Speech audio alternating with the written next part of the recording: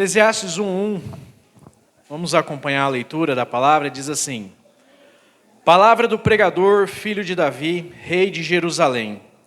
Vaidade de vaidades, diz o pregador, vaidade de vaidades, tudo é vaidade. Que proveito tem o homem de todo o seu trabalho, com que se afadiga debaixo do sol? Geração vai, geração vem, mas a terra permanece para sempre. Levanta-se o sol e põe-se o sol, e volta ao seu lugar, onde nasce de novo. O vento vai para o sul e faz o seu giro para o norte, e volve-se e revolve-se na sua carreira, e retorna aos seus circuitos. Todos os rios correm para o mar, e o mar não se enche. Ao lugar para onde correm os rios, para lá tornarão eles a correr. Todas as coisas são canseiras tais que ninguém as pode exprimir. Os olhos não se fartam de ver, nem se enchem os ouvidos de ouvir. O que foi e o que há de ser, e o que se fez, isso se tornará a fazer. Nada há, pois, novo debaixo do sol. Há alguma coisa de que se possa dizer, vê isto, é novo? Não. Já foi nos séculos que foram antes de nós. Já não há lembranças das coisas que precederam e das coisas posteriores. Também não haverá memória entre as quais hão de vir depois delas. Podeis se assentar? Nessa noite especial, né, é o culto, o Henrique mandou até um áudio no grupo. É um culto para todos, mas é dirigido para os jovens. Mas nessa noite eu queria trazer uma palavra especialmente para os jovens, adolescentes e aquelas crianças ansiosas que já querem ser pré-adolescentes. Eu sei que a palavra vai falar com todos nós. Todos nós podemos receber essa porção, essa palavra, tirar um aprendizado a respeito do que vai ser falado nessa noite. Mas eu queria chamar a sua atenção, jovem e adolescente, presta atenção. 3 pontos que eu queria trazer nessa noite e depois 3 conselhos para a sua vida. O título da mensagem já é bem conhecida, né? Vaidade, tudo vaidade. Acredito de que você já sabe de quem vamos falar. Então, Eclesiastes 1 e 2, quando ele fala, palavra do pregador, filho de Davi, rei de Jerusalém, vaidade de vaidades, diz o pregador. Vaidade de vaidades, tudo é vaidade. Esse verso 2, ele repete vaidade, tudo vaidade, porque ele quer dar ênfase. E ele quer chamar a atenção, né? É igual o pastor Cleilson sempre faz aqui nos estudos, né? Nos cultos, ele fala, presta atenção. Presta atenção. Então, nessa oportunidade dessa noite, jovens, adolescentes, pré-adolescentes, crianças ansiosas que querem ser adolescentes, presta atenção. Deus tem algo a falar com nós. Eu queria trazer uma palavra bem dinâmica, no sentido de simples, mas porém do dia a dia. Eu já tenho um adolescente em casa, então já sei bem de algumas coisas que está por vir. Então Salomão era muito conhecido por 3 principais, 3 ali que eu destaquei, né, motivos. Ele era conhecido muito pela sua riqueza, ele era conhecido por ter tido muitas mulheres e por sua grande sabedoria. Então aqui Salomão vai trazer a sua própria experiência. Salomão não vai falar de coisas de outras pessoas. Quando a pessoa fala de sua própria experiência, de tudo aquilo que ela viveu, de um determinado assunto, ela traz com muito mais firmeza. É alguém que realmente você pode acreditar do que ela está falando. E Salomão diz, tudo é vaidade. Eu poderia, por exemplo, quando eu estou numa roda de conversa, e uma roda aqui e outra ali, se alguém está falando sobre direitos, é um assunto, para mim, não vai. Né? Algumas outras coisas, agora está falando de caminhão, de custo-benefício, de rodagem, aí eu já entendo um pouquinho de caminhão. Então, sobre aquele assunto eu teria, né? Se alguém perguntar, Fernando, que caminhão? Eu gosto de falar sobre isso, né? Eu gosto. Mas Salomão, ele traz daquilo que ele realmente experimentou, daquilo que ele realmente viveu, né? E ele diz, vaidade de vaidade, tudo é vaidade. Então eu gostaria de dividir com vocês esses 3 pontos. E o primeiro ponto que eu quero trazer aqui é que Salomão pede sabedoria para Deus. Eu vou falar sobre esses 3 pontos e depois os 3 conselhos em cima desses 3 pontos. Salomão pede sabedoria. Vamos abrir nossas Bíblias em 1 Reis. 1 Reis, capítulo 3.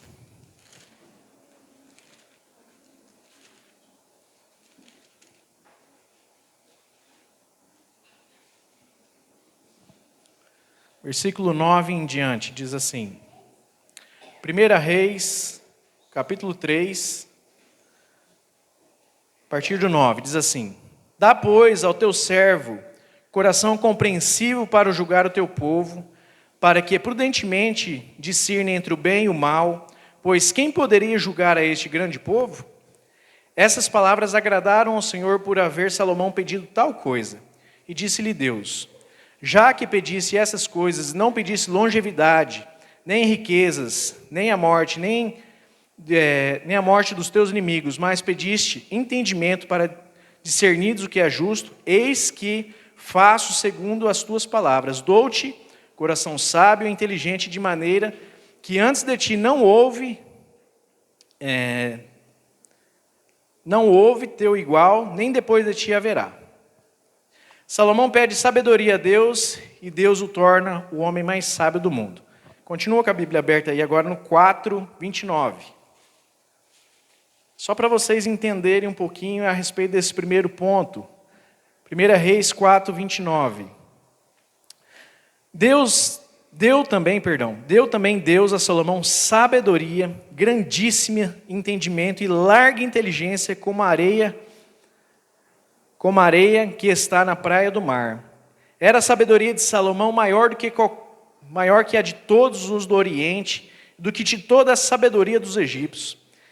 Era mais sábio do que todos os homens, mais sábio do que Etã, e vai falando os nomes aqui.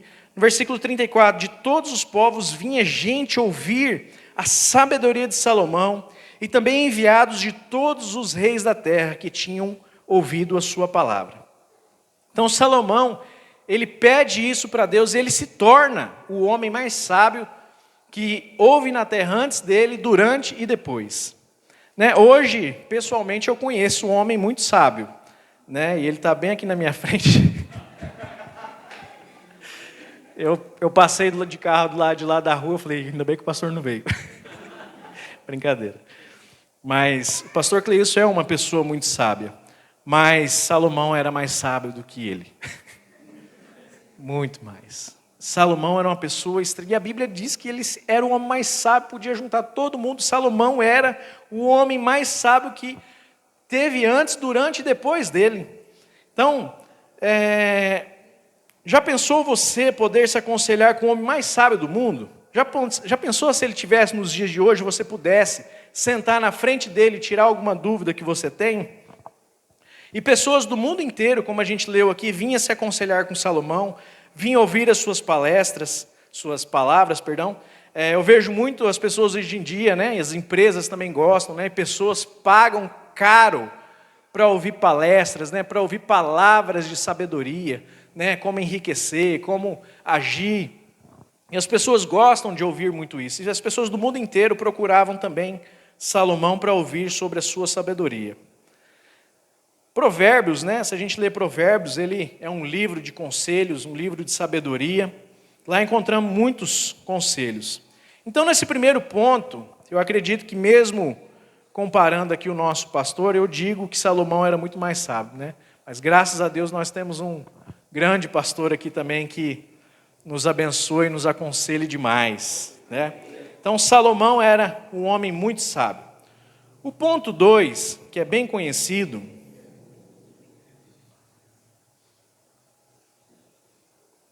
é que Salomão era conhecido porque tinha muitas mulheres.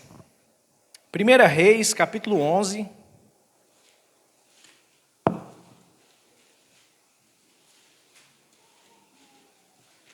Primeira Reis 11, 3. Todos acharam? Diz assim: tinha 700 mulheres, princesas e 300 concubinas. Só até aí, essa outra parte aqui depois a gente fala. Então Salomão teve 700 mulheres e 300 concubinas. Salomão então teve aí 1000 mulheres. Se Salomão ficasse, presta atenção, querido, se Salomão ficasse com uma mulher por dia, ele demoraria mais de 2 anos e meio, quase 3 anos, para rever a primeira mulher. Então podemos dizer que Salomão experimentou de tudo, todos os tipos de mulheres, pequenas, médias, grande, cabelo comprido, curto, magra, mais cheinha, de todo tipo. Salomão teve todos os tipos de mulheres. Salomão teve muitas mulheres. E ele também foi um pouco conhecido nesse sentido. O terceiro ponto é que Salomão era conhecido por sua riqueza. 1 Reis, capítulo 10. 1 Reis 10, a partir do 16.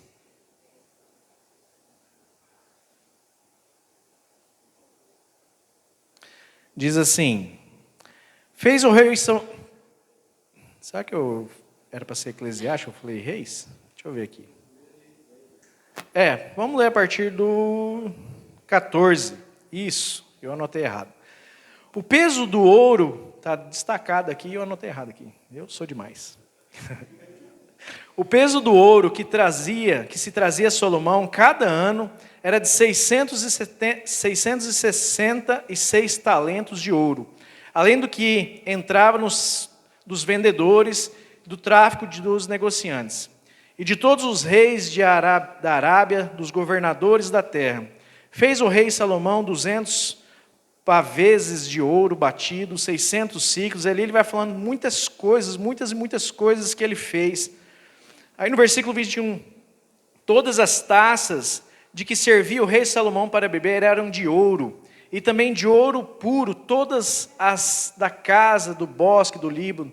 Não havia nelas prata, porque nos dias de Salomão já não se dava estímulo, valor algum à prata, porque o rei tinha no mar uma frota de Tarso. Assim ele continua descrevendo o texto, falando ali de todas as suas riquezas. Então, Salomão, assim, eu fui estudar, fui buscar algumas coisas, e eu tentei, queridos, eu acredito que eu devo ter errado aí aos matemáticos, mas eu tentei trazer para os dias de hoje, mais ou menos. Salomão recebia, em média, 25 toneladas de ouro por ano. Aí eu fui dar uma pesquisada, quanto que é o quilo de ouro hoje, em dinheiro nosso, e eu arredondei para menos, para tentar fazer uma conta fácil. O quilo do ouro é mais ou menos 300 mil reais. Então, 1000 quilos daria 300 milhões. E 25 toneladas passa de 7 bilhões por ano, fora os tributos e presentes que o rei recebia. Então, assim, não dá nem para calcular. Tamanha era a riqueza. Tamanha era a riqueza de Salomão. Salomão tinha tanto ouro, como a gente acabou de ler aqui, que a prata, na sua época, perdeu o valor. Quem nos dias de hoje vai comprar alguma correntinha de prata, algum anel de prata, é caro. Nos dias de Salomão era pedra, era nada. De tão rico que era Salomão, rico, rico, rico. A gente não consegue, eu não consigo nem calcular isso. E eu queria resumir, dando uma resumida desses 3 pontos, eu queria ler com você Eclesiastes, para você ter uma ideia. Eclesiastes, capítulo 2. Queria que todos achassem esse texto. Eclesiastes 2.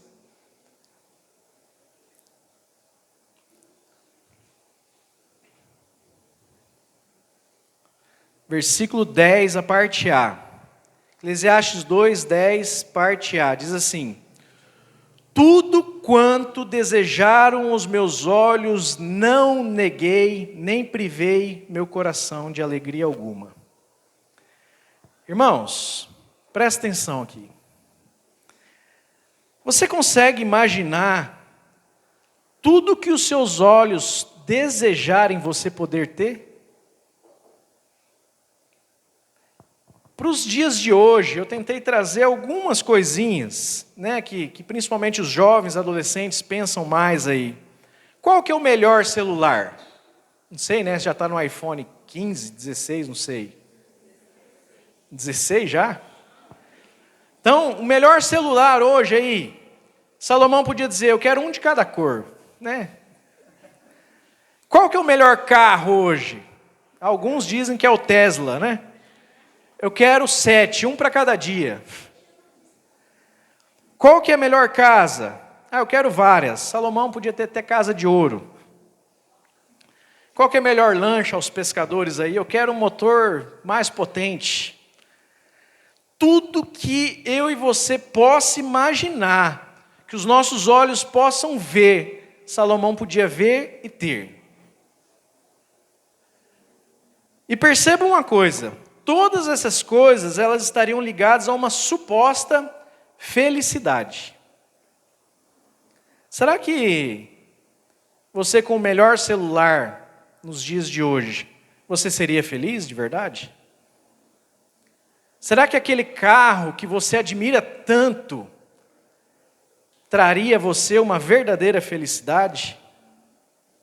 Será que aquela casa tão sonhada, com os cômodos, com porcelanato, será que isso realmente traria uma verdadeira felicidade?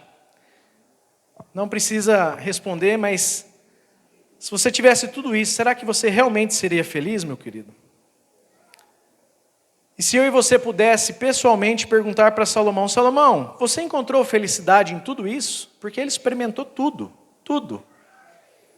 Salomão diria, é vaidade, tudo é vaidade.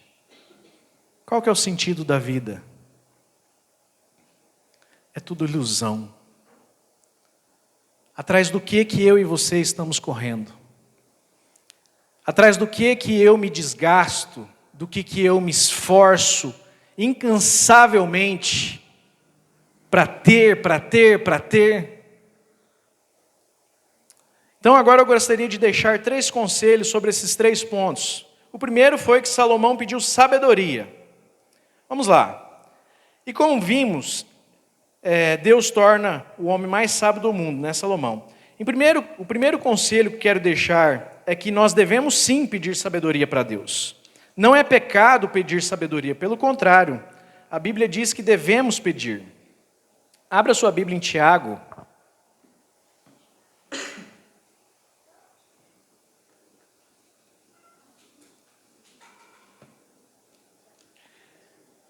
Tiago,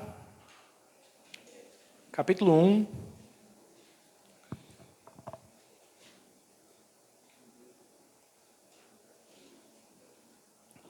Cinco e 6. Se, porém, algum de vós necessita de sabedoria, peça a Deus, que a todos dá liberalmente, e nada lhe impropera, e ser-lhe-á concedida. Peça, porém, com fé e nada duvidando, pois o que duvida é semelhante à onda do mar, impedida e agitada pelo vento. Então, se algum de nós, tem falta de sabedoria, nós devemos sim pedir a Deus. E Ele vai nos dar. Peça, porém, com fé. Nós devemos pedir a Deus sabedoria, sim. Mas use essa sabedoria, meu querido, essa sabedoria para glorificar a Deus. Não peça sabedoria para enriquecer a todo custo. Não peça sabedoria para aprender a ganhar coisas, a adquirir. Peça sabedoria para glorificar a Deus. 1 Reis, volta lá em 1 Reis, para vocês verem o que houve. 1 Reis 11, deixa marcado esses textos que eu estou falando. 1 Reis e Eclesiastes. 1 Reis 11,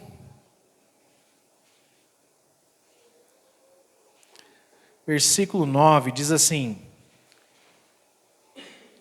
1 Reis 11, 9. Pelo que o Senhor se indignou contra Salomão, pois desviara o seu coração do Senhor, Deus de Israel, que 2 vezes lhe aparecera. E o 10 também.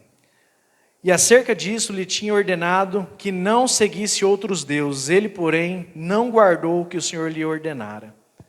Então Salomão, o homem mais sábio do mundo, não usou a sabedoria por toda a sua vida para agradar a Deus.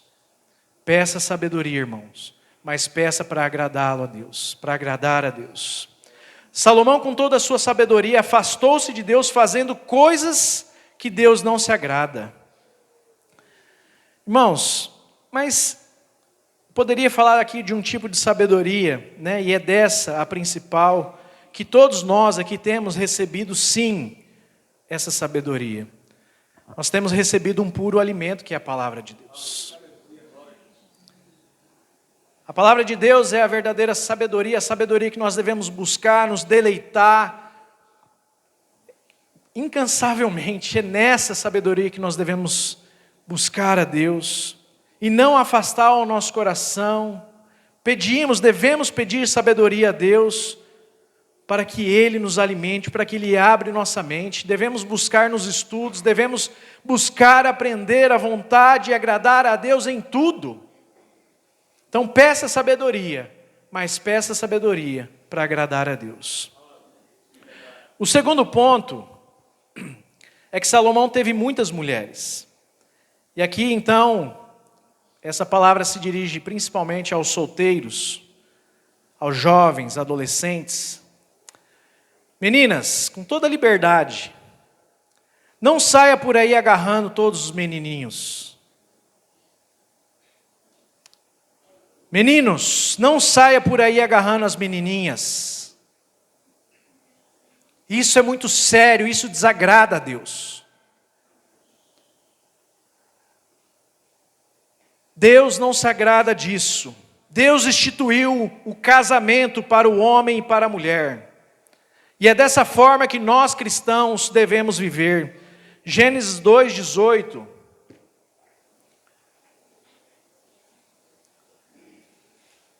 Primeiro livro da Bíblia diz, Gênesis 2:18, diz assim: Disse mais o Senhor Deus, não é bom que o homem esteja só, far-lhe-ei uma auxiliadora que lhe seja idônea. E depois o versículo 21 ao 24, que diz: Então o Senhor Deus fez cair pesado sono sobre o homem, e esse adormeceu e tomou uma de suas costelas e o fechou o lugar com carne. E a costela que o Senhor Deus tomara do homem, transformou numa mulher e a trouxe e disse ao homem: Esta afinal é osso dos meus ossos e carne da minha carne, chamar-se-á varoa, porquanto do varão foi tomada. Por isso deixa o homem pai e mãe, e se unir-se-á a sua mulher, tornando-se os dois uma só carne. Então, meu irmão e minha irmã, não saia por aí querendo tornar uma só carne com qualquer um. Deus não se agrada disso. Jovens, pense bem, jovens da igreja que têm se guardado, pense bem, você vai querer casar com uma pessoa que não teme a Deus? Que não tem compromisso? Você está aqui na igreja firme, participando das coisas do grupo de jovens da igreja, aí você vai querer procurar lá fora, lá no mundo, alguém para se relacionar? Você vai querer casar com alguém que já, desculpa a expressão, rodado? Você vai sair lá com a sua namorada e você está andando e dali a pouco você olha o olhar torto dos seus amiguinhos e fala: aquele já pegou. Meninas, será que vocês querem ser conhecida como a rodada da escola?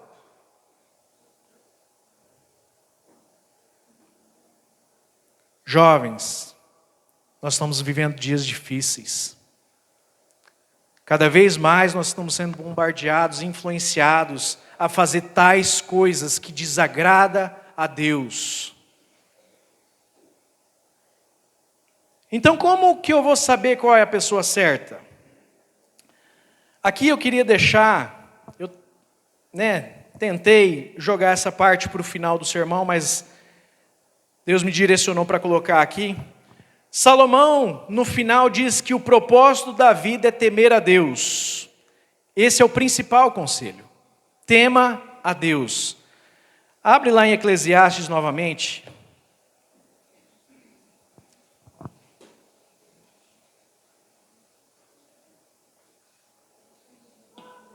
Eclesiastes 12.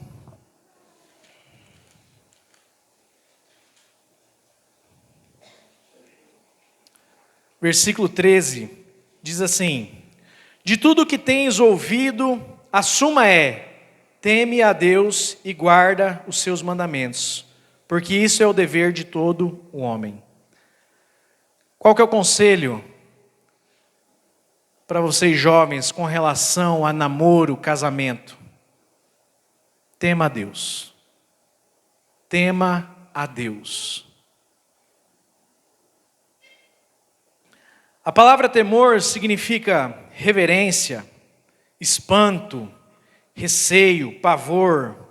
O pastor me mandou um material. Eu destaquei, para não ficar muito longo, só alguns pontos.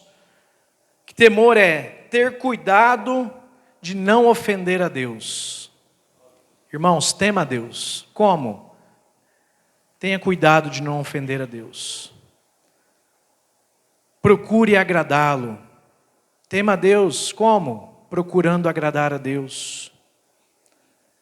Tema a Deus como? Receio em desagradar a Deus.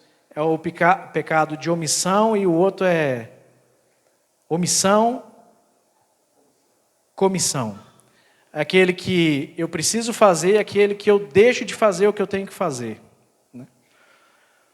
Tema a Deus, meus irmãos. Como? Vivendo em retidão, uma vida reta, íntegra diante de Deus.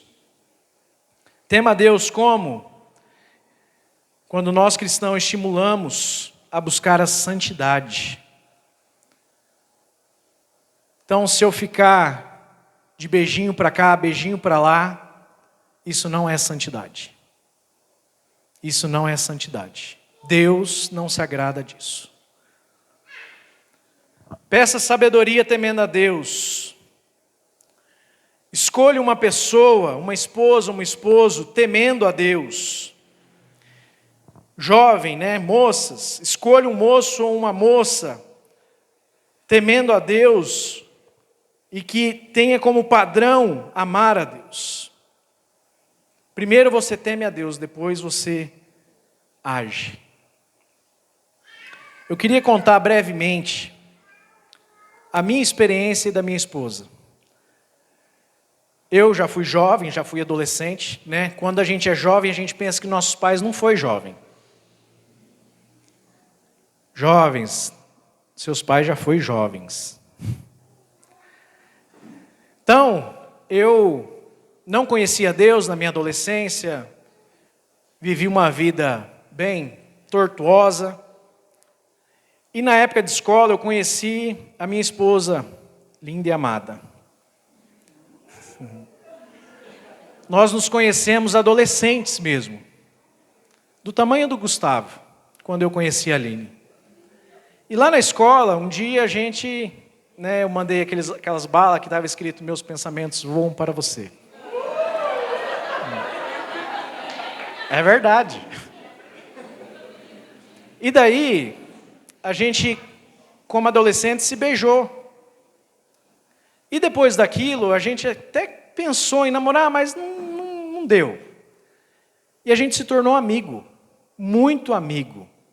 A Aline começou a ir para a igreja, na Batista, na adolescência para a juventude dela.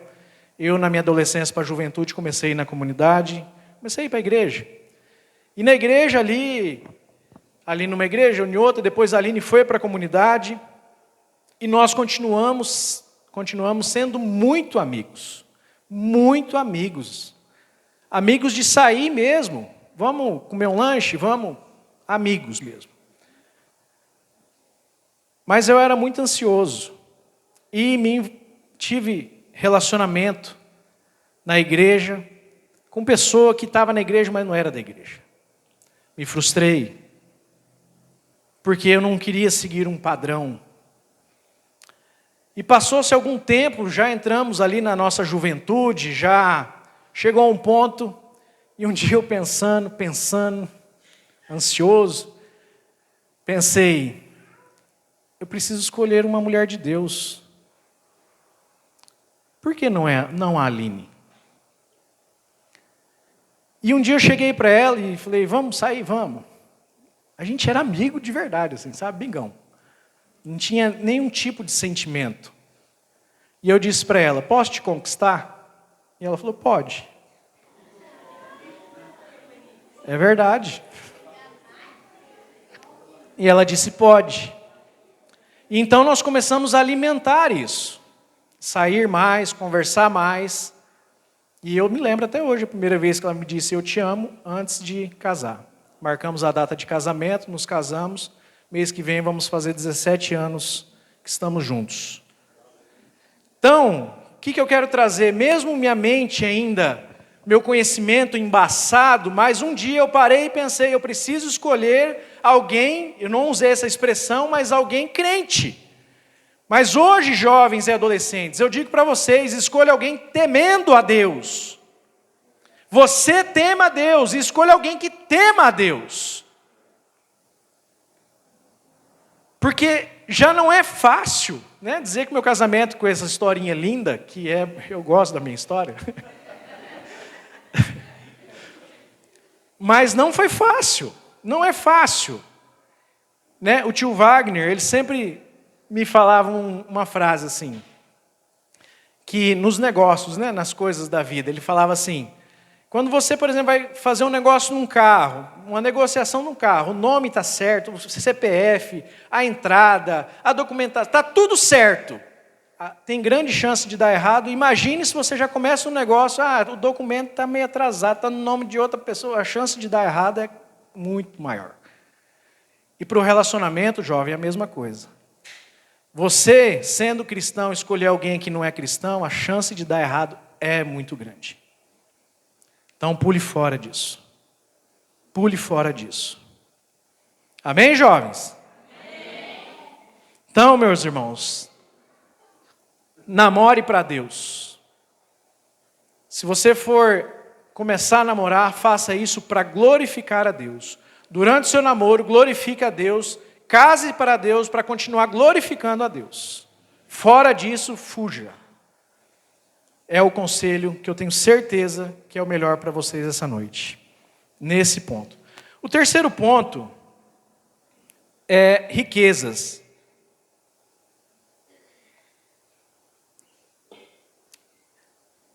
Queridos, não pense que o dinheiro pode trazer toda... Abre em 1 Timóteo.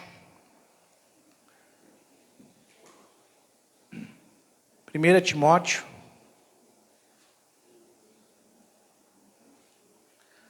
Capítulo 6.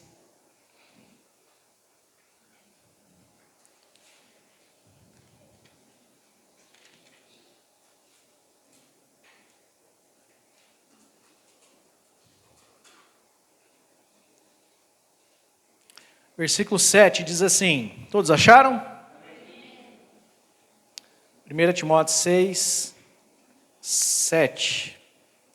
Diz assim, porque nada temos trazido para o mundo, nem coisa alguma podemos levar para ele. Tendo sustento e com que nos vestir, estejamos contentes. Ora, os que querem ficar ricos caem em tentação, em cilada e em muitas concupiscências insensatas e perniciosas, as quais afogam o homem na ruína e perdição. Porque o amor ao dinheiro é a raiz de todos os males, e alguns nessa cobiça se desviaram da fé e a si mesmos se atormentaram com muitas dores. Não é pecado ser rico.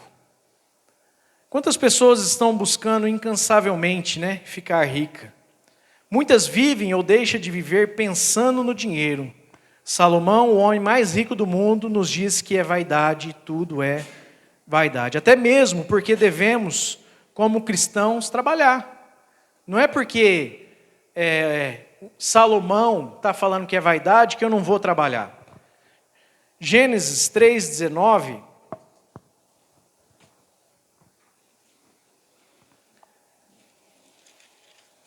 Jovens, adolescentes, trabalhem.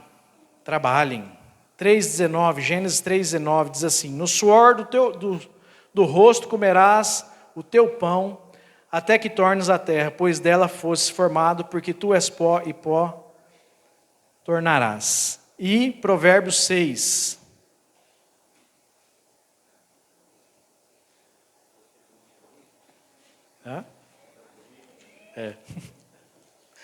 Provérbios 6, um texto bem conhecido. 6:6. Vai ter com a formiga, ó preguiçoso. Considera os teus caminhos e ser sábio. Não tendo ela chefe, nem oficial, nem comandante, no estio prepara o seu pão, na cega ajunta o seu mantimento. Ó preguiçoso, até quando ficarás deitado? Quando te levantarás do teu sono? Um pouco para dormir, um pouco para tosquenejar, um pouco para escruzar os braços em repouso. Assim sobrevirá a tua pobreza como um ladrão e a tua necessidade como um homem armado. Então, queridos, nós devemos trabalhar sim. O trabalho é algo de Deus. Jovens, trabalhem em casa, ajudem seus pais. Isso é glorificar a Deus, isso é temer a Deus. E por algumas vezes, na minha juventude, eu passei algumas dificuldades, né? Alguns empregos eu não gostava, né? Na minha juventude ali, eu murmurava. Mas ainda, eu não entendi algumas coisas, né? E hoje eu ainda encontro alguns desafios no meu trabalho. Mas eu tenho aprendido algo, mesmo que bem pequenininho, né? Mas eu tenho aprendido algo. Trabalhar para Deus. O meu patrão, Colossenses 3:23.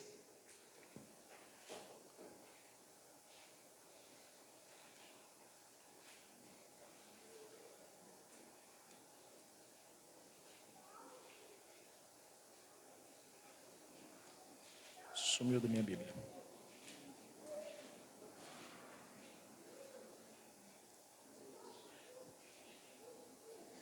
Colossenses 3:23.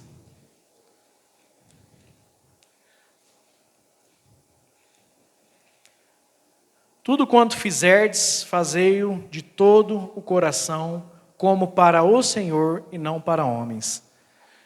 Jovens, adolescentes, homens, mulheres, tudo que a gente for fazer, se a gente fizer para Deus, a nossa forma de fazer vai mudar.